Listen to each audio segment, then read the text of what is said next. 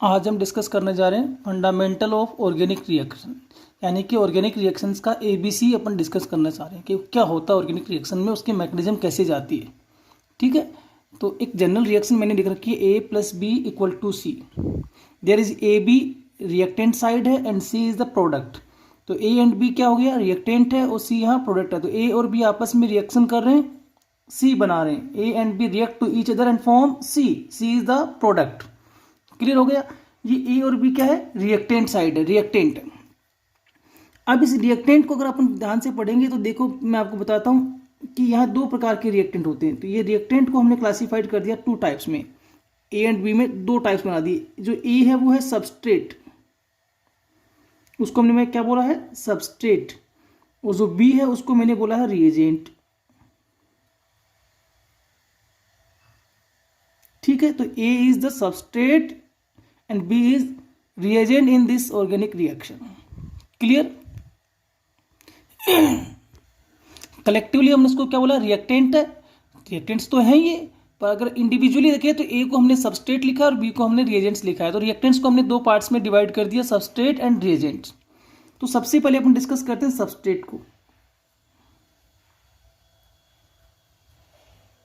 Substrate, किसी भी organic reaction में सबस्ट्रेट कौन होता है। देखिए, इस रिएक्शन में अपन ये मान लेते हैं कि ए एक ऑर्गेनिक मॉलिक्यूल है जिस पर बी अटैक कर रहा है। ऐसे समझ रहे मेरी बात को, कि एक ऑर्गेनिक रिएक्शन है जिसमें ए एक ऑर्गेनिक मॉलिक्यूल है और उस ऑर्गेनिक मॉलिक्यूल पर कौन जाके अटैक कर रहा है, बी जाके अटैक कर रहा है। तो अटैक कौन कर रहा है, बी स्पीसीज अटैक ऑन ए। तो अटैक हो किस पे रहा है, ए पर हो रहा है। तो ए पे अटैक हो रहा है ना, इस स्पीसीज को सबस्ट्रेट बोलते हैं। तो सबस्ट्रेट को किसको बोलते हैं, देखिए लिख देता हूं मैं, the organic molecule, the organic molecule at which the organic molecule at which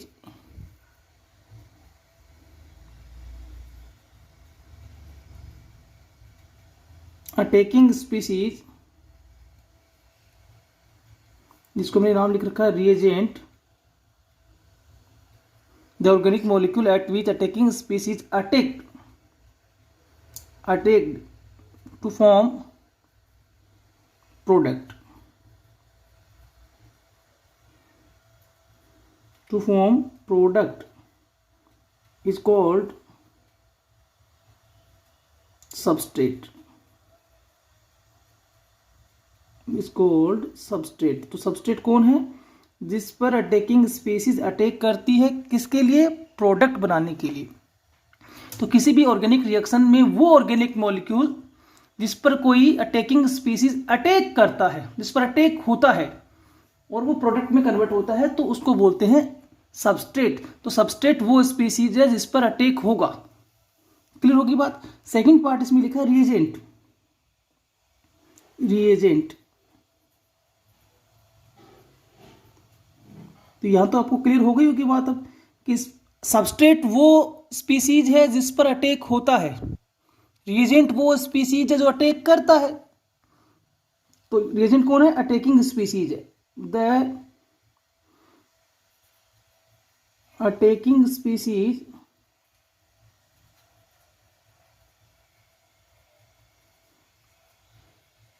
which attack on substrate to form product,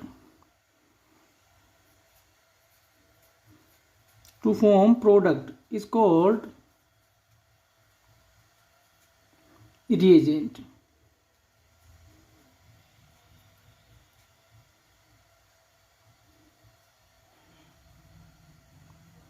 तो सीधे अगर सिंपल वर्ड्स में समझे तो अपन क्या बता पाएंगे, ऑर्गेनिक रिएक्शन में जो मॉलिक्यूल अटैक करता है दैट इज योर रिएजेंट, और जिस मॉलिक्यूल पर अटैक होता है that is your substrate. Clear, कोई कंफ्यूजन नहीं रहा। रिएजेंट्स को हमने दो टाइप्स में क्लासिफाइड कर दिया, किसको, रिएजेंट को।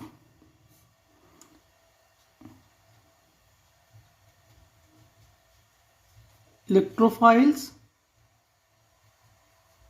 And nucleophiles. न्यूक्लियोफाइल्स। ठीक है, तो reagents are classified into two class, electrophiles and nucleophiles. Electrophiles, ये जो वर्ड्स हैं ये सब ग्रीक लैंग्वेज के लिखे हुए हैं। यह दो वर्ड्स बनाने, electro plus files, files word से इसको बनाया गया है। ये जो इलेक्ट्रोफाइल लिखा है ना, ये फाइल कहाँ से लिया गया? फाइलस से। इनके मीन क्या है देखिए, ग्रीक में इनके मीन क्या है, ये इलेक्ट्रो और इस फाइल का मीन क्या है देखिए। ये जो इलेक्ट्रो वर्ड है ये तो डिनोट करता है इलेक्ट्रॉन को, इलेक्ट्रॉन को। और ये जो फाइलस वर्ड लिखा गया है ना, फाइल, ये फाइलस से लिया गया ना, ये इसका मतलब होता है लविंग, केयरिंग, अट्रैक्टिंग। तो ये जो स्पीसीज होती है किसको केयर करते हैं? इलेक्ट्रॉन्स को। ये किसको लव करते हैं? इलेक्ट्रॉन्स को। ये किसकी और अट्रैक्टिंग है? इलेक्ट्रॉन्स की। ठीक है, तो इस लिहाज से अपनी एक पॉइंट तो यहां से आप बना ही सकते हैं कम से कम। इलेक्ट्रोफाइल्स कौन होते हैं? इलेक्ट्रोफाइल्स वो होते हैं जो इलेक्ट्रॉन लविंग स्पीसीज है। तो इलेक्ट्रोफाइल्स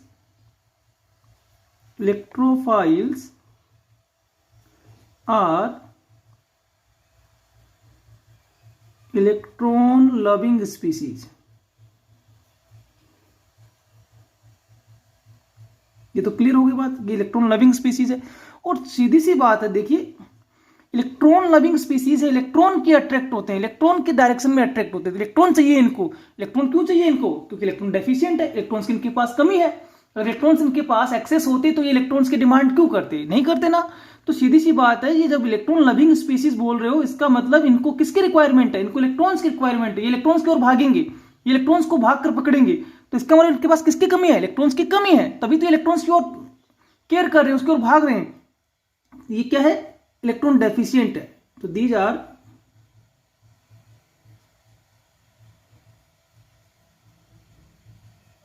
इलेक्ट्रॉन डेफिशिएंट स्पीसीज, है ना। ये दो बड़ी बातें अपन यहां समझ पा रहे हैं। हालांकि इसको अपन डिस्क्राइबली पढ़ेंगे अभी, पर दो चीजें शायद आप सबको समझ में आ गई होगी कि मैं क्या कहना चाह रहा हूं। तो इलेक्ट्रोफाइल्स जो होते हैं वो इलेक्ट्रॉन लविंग स्पीसीज होते हैं। इलेक्ट्रॉन लविंग स्पीसीज क्यों होते हैं? क्योंकि इनके पास इलेक्ट्रॉन डेफिशिएंट एटम होता है। एक ऐसा एटम होता है जिसके पास इलेक्ट्रॉन्स की कमी होती है और वो उस कमी को पूरा करना चाहता है, दैट्स वाई वो इलेक्ट्रॉन्स की ओर अट्रैक्ट होता है। न्यूक्लियोफाइल्स, ये भी दो वर्ड से बना है देखिए। न्यूक्लियोफाइल्स में भी वही दो बातें, न्यूक्लियो से मतलब है न्यूक्लियस से, न्यूक्लियस। ठीक है, और फाइल्स का मतलब वही लविंग है।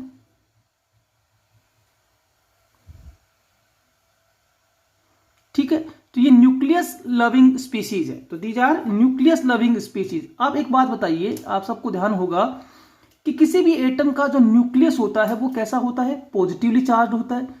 तो किसी भी एटम के न्यूक्लियस की बात करें तो वो कैसा होता है? पॉजिटिव होता है। तो इसका मतलब आप यहां से समझ गए होंगे कि ये ऐसी स्पीसीज है जो किसकी ओर अट्रैक्ट होती है? पॉजिटिव चार्ज की ओर अट्रैक्ट होती है। और कोई स्पीसीज पॉजिटिव चार्ज की ओर अट्रैक्ट होती है, इसका मतलब उसके पास पॉजिटिव की कमी है, नेगेटिव की कोई कमी नहीं है। नेगेटिव तो वो खुद है, it self negative charge species है ये। तो यही अपने को समझ में आ गया होगा सबको कि न्यूक्लियोफाइल्स जो होते हैं वो कैसे हैं। कैसे हैं भाई? अगर मैं इसको लिखना चाहूं तो लिख देता हूं, nucleophiles are nucleus loving species. Nucleus जो पॉजिटिव होता है, मैं क्लियर कर देता हूं, nucleus loving species.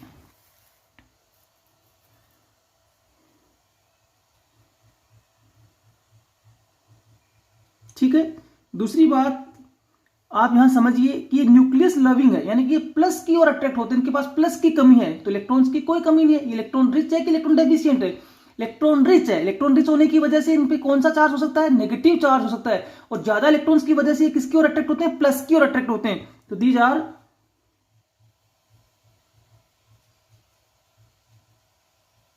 Electron rich species. ये अपन जनरली डिस्कस कर रहे हैं। अब ब्रीफली अपन डिस्कस करेंगे तो एक एक करके दोनों को पढ़ेंगे तो ये क्लियर भी हो जाएगा। तो इलेक्ट्रोफाइल्स, न्यूक्लियोफाइल्स का सिंपल मीन समझ में आ गया होगा सबको। तो चलिए अपन अब एक एक को डिस्कस करते हैं। सबसे पहले डिस्कस करते हैं इलेक्ट्रोफाइल्स को। सबसे पहले अपन किसको देख रहे हैं? इलेक्ट्रोफाइल्स को। ठीक है, इलेक्ट्रोफाइल्स।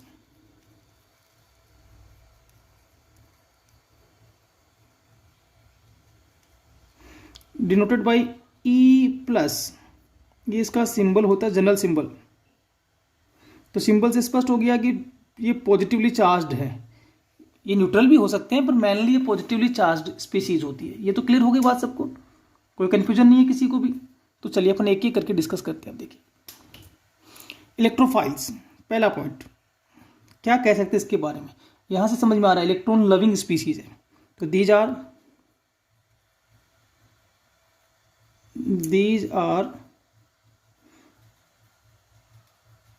इलेक्ट्रॉन लविंग स्पीसीज, सही बात है। अब बताइए जब ये इलेक्ट्रॉन लविंग स्पीसीज इलेक्ट्रॉन्स को और अट्रैक्ट होती है तो इलेक्ट्रॉन्स को एक्सेप्ट करने की नेचर भी रख सकती है। तो these are electron loving species which can accept electron pair from substrate, substrate पर टेक करता नहीं जाके। चलिए तो ये पहला पॉइंट हो गया, क्लियर हो गया कि these are electron loving species which can accept electron pair from substrate. Second point देखिए, ये इलेक्ट्रॉन लविंग स्पीसीज है, इसका मतलब इसके पास इसकी इलेक्ट्रॉन्स की क्या है, कमी है। इलेक्ट्रॉन्स की कमी की वजह से उसकी ओर अट्रैक्ट हो रहा है। तो these are electron deficient, these are electron deficient species.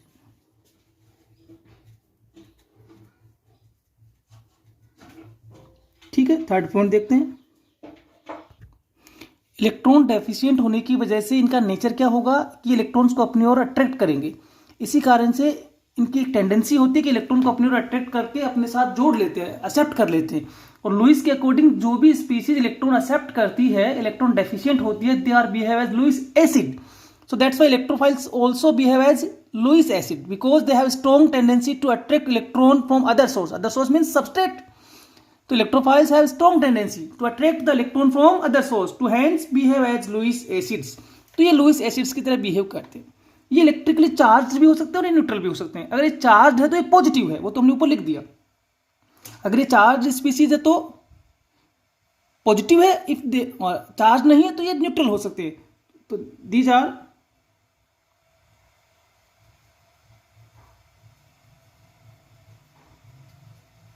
Positively charge और न्यूट्रल स्पीसीज। तो ये दो, इसको अगर अपन देखें तो इसको फर्दरली अपन दो भागों में डिवाइड कर सकते हैं ना, एक तो पॉजिटिव चार्ज इलेक्ट्रोफाइल्स और एक कौन सा क्लास बना सकते हैं, बोलो भाई, न्यूट्रल। तो अपन दोनों के एग्जांपल देखते हैं। देखिए सबसे पहले एग्जांपल लिखता हूं मैं R प्लस। R प्लस का मेरा मतलब है कार्बोकेटाइन, कोई कंफ्यूजन नहीं हो किसी बच्चे को। R प्लस से मेरा क्या मतलब है, कार्बोकेटाइन। CH3 प्लस, C पे प्लस, यानी कि कार्बन पे प्लस का चार्ज प्लस है ना। अगर अपन देखें तो Cl plus chlorinium ion, Br plus, I plus, NO2 plus, nitronium ion, NO plus, nitrosonium ion, ठीक है, एक्सेट्रा। ये सब इस कैटेगरी के एग्जाम्पल हैं। दो नाम मैं क्लियर कर दूं, बच्चों को पता नहीं हो तो। NO2 प्लस को बोलते हैं नाइट्रोनियम, ईएम लगता है तो पॉजिटिव चार्ज हो जाता है, और ये होता है नाइट्रोसोनियम, नाइट्रोसोनियम आयन, ठीक है। तो ईएम लगाने का मतलब पॉजिटिव चार्ज है। तो ये पॉजिटिवली चार्ज भी हो सकते हैं, और भी एग्जाम्पल हो सकते हैं, ऐसा नहीं कि यही एग्जाम्पल्स है, जैसे H3O प्लस हाइड्रोनियम आयन। फिर अपन इसको दूसरे भाग में भी देख सकते हैं, कौन से पार्ट्स में, नेगेटिव चार्ज में। सॉरी बिल्कुल गलत निकल गया, टंग ऑफ स्लिप है। क्या देखेंगे, न्यूट्रल में अगर अपन देखें तो लुईस एसिड्स, न्यूट्रल कैटेगरी में अगर अपन देखेंगे, न्यूट्रल इलेक्ट्रोफाइल्स अगर अपन पढ़ें, न्यूट्रल इलेक्ट्रोफाइल्स,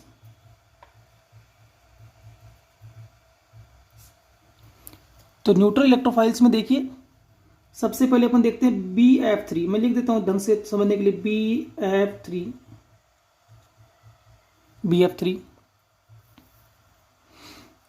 AlCl3, ये मैं स्ट्रक्चरली दिखा रहा हूं, AlCl3 समझाने के लिए, FeCl3 ऐसे भी लिख सकते हैं अपन, ठीक है, एक्सेट्रा। अब देखिए एक बात जो समझनी है आपको ध्यान से, वो देखिए BF3 में सेंटर में बोरोन है, कौन है, बोरोन।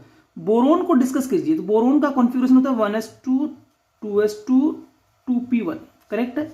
आउटर मोस्ट में कितने इलेक्ट्रॉन हुए, 2 नंबर सेल में 2 + 1 3, ये एक इलेक्ट्रॉन यहां शेयर हो गया, ये एक यहां शेयर कर लिया, एक यहां शेयर कर लिया, कंप्लीट है। ये फ्लोरीन का हो गया, ये फ्लोरीन का हो गया और ये फ्लोरीन का हो गया। तो अगर आप ध्यान से पढ़ेंगे तो देखिए इसके ऑक्टेट में कितने इलेक्ट्रॉन हुए आउटर मोस्ट में आप शेयर करने के बाद, 2 2 4 2 6, तो ये 6 से 8 कंप्लीट कर रहा है ना। ऑक्टेट कंप्लीट नहीं हो रहा, ऑक्टेट कंप्लीट नहीं हो रहा तो इलेक्ट्रॉन डेफिशिएंट रह गए। और इनकी ऑक्टेट कंप्लीट करने के लिए चलो एक बात बताइए मुझे, इसके पास फिलहाल कितने इलेक्ट्रॉन है, 6। ऑक्टेट में कितने होते हैं, 8। कमी कितने की रहेगी, 2 की। तो ये 2 इलेक्ट्रॉन एक्सेप्ट कर सकता है ना, और 2 इलेक्ट्रॉन एक्सेप्ट करेगा तो किसकी तरह बिहेव करेगा, लुईस एसिड। तो ये क्या है, लुईस एसिड हुआ। फिर समझिए बोरोन के आउटर मोस्ट में 3 electron, they are shared with fluorine, 3 + 3 6 electron. तो अब इसके आउटर मोस्ट में कितने हुए, 6। ऑक्टेट कंप्लीट करने के लिए कितने चाहिए, 8। ऑक्टेट कंप्लीट नहीं है तो दे आर, इसको मैं क्या कह सकता हूं, ऑक्टेट डेफिशिएंट रह गया ना इनका। ऑक्टेट डेफिशिएंट रहेगा कितने इलेक्ट्रॉन से, 2 इलेक्ट्रॉन से। तो ये 2 इलेक्ट्रॉन लेने की टेंडेंसी रखते हैं, और इलेक्ट्रॉन लेने की टेंडेंसी होने की वजह से they behave as Lewis acid. Same यही बात यहां हो रही है, देख लीजिए 1 2 3, ये 1 2 3। तो AlCl3 में एल्यूमिनियम है, एल्यूमिनियम 13 नंबर पे आता है। नियोन के बाद का विन्यास देख लीजिए, ये 10 हो गया, 1s2 2s2 2p6 तो हो गया, ये 3s2 ये 3p1। आउटर मोस्ट में कितने हुए, 3 इलेक्ट्रॉन्स, तीनों इलेक्ट्रॉन इसने शेयर कर लिए, 3 + 3, इसके अभी आउटर मोस्ट में 6 इलेक्ट्रॉन हो गए। अगर आप यहां से यहां तक देखेंगे तो 6 इलेक्ट्रॉन, और 6 इलेक्ट्रॉन का मतलब ऑक्टेट कंप्लीट नहीं हुआ, और ऑक्टेट कंप्लीट नहीं है तो ये इलेक्ट्रॉन लेने की टेंडेंसी रखते हैं, और इलेक्ट्रॉन एक्सेप्ट करने की वजह से इनको हमने क्या कह दिया, ये लुईस एसिड्स भी हैं और ये इलेक्ट्रोफाइल्स भी। इलेक्ट्रोफाइल्स क्यों है, इलेक्ट्रोफाइल्स की 2 बेसिक कंडीशंस को समझिए। इलेक्ट्रोफाइल्स की 2 बेसिक कंडीशन ये है कि इलेक्ट्रॉन डेफिशिएंट होना चाहिए और इलेक्ट्रॉन एक्सेप्ट करने की टेंडेंसी होनी चाहिए। आपको मैं दोनों को समझाने के लिए एक बात बताता हूं, ध्यान देना। NH4+ आयन, डिस्कशन को ध्यान से समझना। NH4+ ion, this is your ammonium ion. ये पॉजिटिवली चार्ज है ना, NH4+ आयन जो है वो पॉजिटिवली चार्ज है, और यहां हमने क्या लिखा है, ये पॉजिटिवली चार्ज सारी स्पीसीज है, तो ये इलेक्ट्रोफाइल्स लगता है अपने को। अमोनियम आयन अपने को क्या लगता है, इलेक्ट्रोफाइल्स, क्योंकि प्लस को देखते हैं अपन क्या लिखेंगे, इलेक्ट्रोफाइल्स। पर अमोनियम आयन को स्टडी करिए आप ध्यान से, ठीक है। क्या स्टडी करना है, जो मैं बता रहा हूं उसको देखिए। नाइट्रोजन जो 7 नंबर पे आता है उसका कॉन्फ़िगरेशन देखिए, 1s2 2s2 2p3, करेक्ट है, यही कॉन्फ़िगरेशन है ना, 1s2 2s2 2p3। Outer most को स्टडी करना, देखिए ये 2s ये 2p, क्लियर। अब 2s में कितने इलेक्ट्रॉन है, 1 2, 2p में 1 1 1, ये इसका कॉन्फ़िगरेशन। अब देखो हुआ क्या, हाइड्रोजन की जब बात आती है तो हाइड्रोजन का कॉन्फ़िगरेशन सब बच्चे जानते हैं। हाइड्रोजन का कॉन्फ़िगरेशन होता है 1s1 1s1, यानी कि एक इलेक्ट्रॉन होता है। अब हुआ क्या, देखिए एक हाइड्रोजन तो यहां शेयर आ गया, शेयरिंग होगी ना, एक हाइड्रोजन का एक इसका पेयर बन गया, एक हाइड्रोजन यहां आ गया, एक हाइड्रोजन यहां आ गया, 3 आ गए, एक H+ आ रहा है, प्लस NH में एक H+ आ रहा है। अब H+ को स्टडी करिए तो बताइए, H और वो भी प्लस, तो 1s0 हुआ कि नहीं हुआ, क्योंकि हाइड्रोजन के पास एक इलेक्ट्रॉन होता है, वो भी उसने डोनेट कर दिया, तो H+ कितना है, 1s0। और 1s0 होने का मतलब इसके पास ये ऑर्बिटल वैकेंट हो गया, और इस वैकेंट ऑर्बिटल में इसने इलेक्ट्रॉन को डोनेट कर दिया, और ये एक कोऑर्डिनेट बॉन्ड बन गया, ठीक है। तो ये इस तरीके से एक बॉन्ड बन गया NH4+। अब मुझे बताइए, क्या नाइट्रोजन के पास इस कंडीशंस में कोई भी वैकेंट ऑर्बिटल दिखाई दे रहा है, कोई भी वैकेंट ऑर्बिटल आपको, सर नो वैकेंट ऑर्बिटल नहीं है ना, तो आप कह रहे हो नो वैकेंट ऑर्बिटल नहीं है। अब मुझे एक बात बताइए, जब इसके पास वैकेंट ऑर्बिटल नहीं है तो ये वाली कंडीशंस देखिए, जिसमें आपने क्या कहा कि इसकी एक टेंडेंसी है कि इलेक्ट्रॉन को एक्सेप्ट कर सकता है। आपने शुरू में भी लिखा है, these are electron loving species which can accept electron, देखो आपने लिख रखा है ना, these are electron loving species which can accept electron. Electron को एक्सेप्ट करने के लिए क्या चाहिए, वैकेंट ऑर्बिटल चाहिए, और वो इसके पास नहीं है, तो इसलिए ये इलेक्ट्रोफाइल्स नहीं होगा।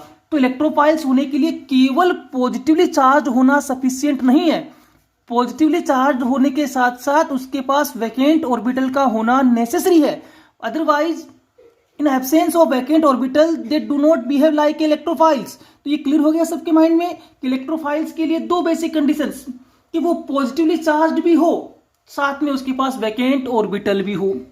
ठीक है, पॉजिटिवली चार्ज होंगे तो वो इलेक्ट्रॉन डेफिशिएंट की कंडीशंस को पूरा कर देंगे, वैकेंट ऑर्बिटल होंगे तो वो इलेक्ट्रॉन को एक्सेप्ट भी कर लेंगे, then they behave as electrophiles. Neutral conditions में क्या हो रहा है कि वो लुईस एसिड्स की तरह बिहेव करते हैं, इसलिए वो इलेक्ट्रॉन डेफिशिएंट भी है और उनके पास वैकेंट ऑर्बिटल होने की वजह से वो इलेक्ट्रॉन्स को एक्सेप्ट भी कर सकते हैं। क्लियर होगी बात सबके माइंडसेट में?